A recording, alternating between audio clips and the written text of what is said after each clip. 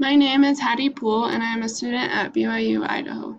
For my Pakistan Futures project, I chose to research the topic of women's rights.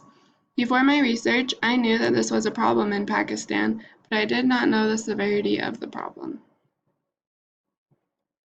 First, I would like to talk about the present problems of women's rights in Pakistan. Many girls are deprived of education for many reasons. These reasons mainly include the government, but along with the governmental factors that affect the educational system, other factors that cause girls to not be able to attend school include problems of child labor, gender discrimination, child marriage, sexual harassment, insecurity, and constant attacks on education. Child marriage is another current problem that many Pakistani girls face. According to UNICEF, 21% of Pakistani girls are married by the age of 18. Child marriage mainly affects those of vulnerable communities and comes with sad consequences such as an increased likelihood to drop out of school, greater pregnancy-related health risks as compared to older women, as well as increased risk of their babies having health problems. Girls married young have an increased risk of being a victim of domestic violence, and the family is more likely to suffer from poverty. One of the laws that women have is the right to vote, but it is not socially acceptable for them to exercise this right. Many rural women are not registered for their national identity cards, which is a requirement to vote. In Pakistan, many women in rural and tribal areas have not been able to vote with or without the card. In accordance with family pressures, women live in the privacy of their homes without legal identities. These are my ideas of what the future of Pakistan looks like for women and their rights. I believe that this problem can go two different ways. One way that it can go is that religious and social norms will not change. Women will continue to live in the way that they are expected to within their culture. The reason for this lack of change would be that social and religious norms put large amounts of pressure and stress on these women, many of whom fear against going those norms.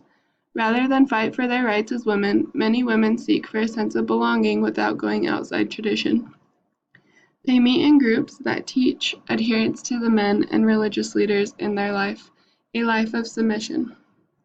On the other hand, there are plenty of women that continue to fight to break the society where women are treated as the lesser people. In 2018, the women that were registered to vote increased by 66% since 2013. I think that this statistic shows the world the direction that Pakistan can be headed for women's rights. I personally believe and hope for this outcome. Women should be involved in their fight to be treated as equal partners with men. The groups that are fighting for the women's movement have made a difference and can continue to make a difference if they can withstand the retaliation and rejection that some may give them. Just like several civil movements throughout the world, change does not come easily and must be fought for. If these groups can gather support from outside Pakistan, and most importantly, with women in their own country, the movement will gain traction and will be hard to stop. This is a picture of a 32-year-old Pashtun human rights activist. Her name is Gulale Ismail.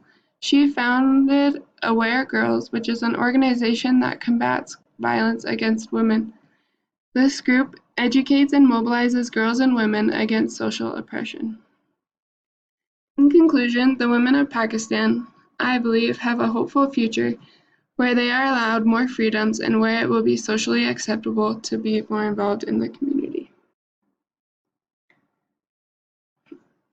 This affects me, first because I am a woman, and I do believe that women should be respected for their qualities and contributions. Many in Pakistan, there are many that are involved in the inhumane treatment of women, and this problem needs to be addressed.